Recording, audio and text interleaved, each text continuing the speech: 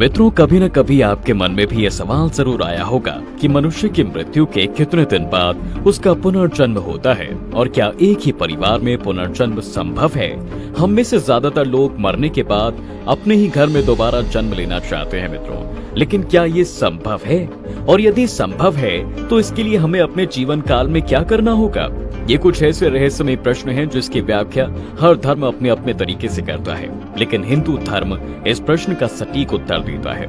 भगवत गीता, गरुड़ पुराण जैसे धार्मिक ग्रंथों में पुनर्जन्म के बारे में क्या लिखा है और अगर पुनर्जन्म एक ही परिवार में हुआ है तो पैदा होने वाले बच्चे के बारे में किन बातों से आप समझ सकते हैं कि आपके पूर्वज आ गए हैं आपके पास वापस। मित्रों, पुनर्जन्म होता है या नहीं, इस बारे में विज्ञान अभी तक किसी निष्कर्ष पर नहीं पहुंच पाया है, क्योंकि यह ठोस सबूत को मानता है और विज्ञान के अनुसार इसका अभी तक कोई प्रमाण नहीं है। हालांकि धार्मिक दर्शन में भी इस पर एक राय नहीं है, जबकि भारतीय मूल के सभी हिंदू धार्मिक ग्रंथ पुनर्जन्म में विश्वास रखते हैं, जिसके अनुसार मृत्यु के बाद आत्मा की मुख्य रूप से 3 प्रकार की गति होती है। पहली ऊर्ध्व गति, दूसरी स्थिर गति और तीसरी अधोगति। पुनर्जन्म उन्हीं का होता है जिनकी गति स्थिर होती है। स्थिर गति का मतलब है कि मरने के बाद व्यक्ति ना तो देवलोक या पितृलोक में जाता है और ना ही पाताल लोक में। इसका मतलब ये हुआ कि उसे तुरंत मृत्यु लोक में ही पुनर्जन्म लेना होता है और ये जन्म मनुष्य योनि में ही होता है। भगवान श्री कृष्ण अर्जुन से कहते हैं कि जिस तरह जन्म लेने के बाद एक बच्चा बाल्यावस्था से युवावस्था और फिर वृद्धावस्था में जाने के बाद उसके शरीर में मौजूद आत्मा पुराने शरीर को छोड़ती है और दूसरे शरीर में प्रवेश कर जाती है, ये एक क्रम है जो लगातार चलता रहता है। गरुड़ पुराण में लिखा है मित्रों कि मृत्यु के बाद आत्मा अपनी जीवन काल में किए गए कर्मों और अंतिम समय में विषयों की आस्तिक के आधार पर अगला जन्म प्राप्त करती है। गरुड़ पुराण को हिंदी धर्म का महत्वपूर्ण ग्रंथ माना जाता है, जिसमें मृत्यु के बाद की घटनाओं के बारे में स्वयं भगवान विष्णु जी द्वारा अपने वाहन गरुड़ को बताया गया है। साथ ही इसमें पुनर्जन्म, कर्म, आत्मा, पाप, पुण्य, नीति, नियम और धर्म से जुड़ी बातें भी बताई गई हैं। यही कारण है मित्रों कि सनातन धर्म में इस ग्रंथ का सबसे अधिक महत्व है और इसे 18 महापुराणों में एक माना गया है। गरुड़ पुराण के अनुसार मृत्यु के बाद आत्मा किसी न किसी योनि में प्रवेश कर सकती है।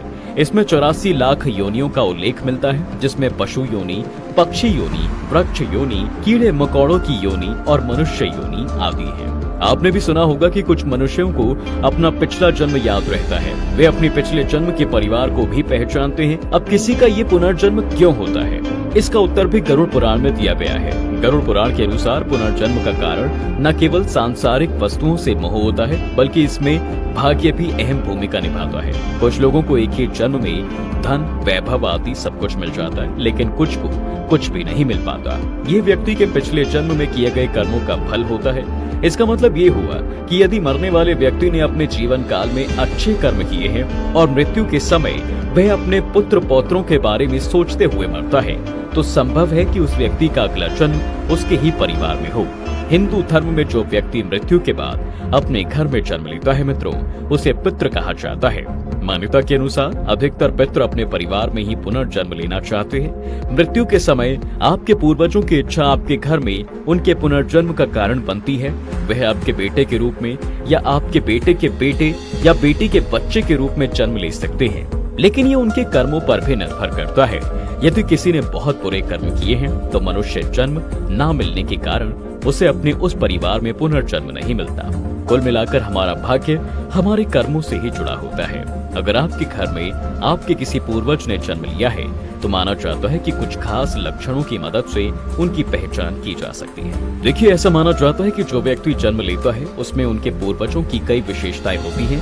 उसकी शारीरिक चाल ढाल, उसकी भाषा, जैसे किसी को बुलाना या घर में क्या रखा है पहले से जानना आदि उसके पुनर्जन्म का एहसास दिलाते हैं। इसके अलावा अगर आप बच्चे के सामने कुछ तस्वीरें रखते हैं और वह आपके पूर्वजों की तस्वीरों को छू लेता है, तो ये भी इस बात का संकेत है कि पूर्वज का जन्म आपके घर में हुआ है। या खाने में बच्चे की पसंद पितृ के पसंद से पूरी तरह मिलती हो, बच्चे का बार बार अपने पितृ के स्थान पर ही बैठना, बच्चे का अपने पितृ की तरह व्यवहार करना, जिस स्थान पर पितृ की मृत्यु हुई थी उस स्थान पर ले जाने पर बच्चे का डर जाना आदि लक्षण उस बच्चे के रूप में हमारे पितृ के पुनर्जन्म का संकेत देते हैं।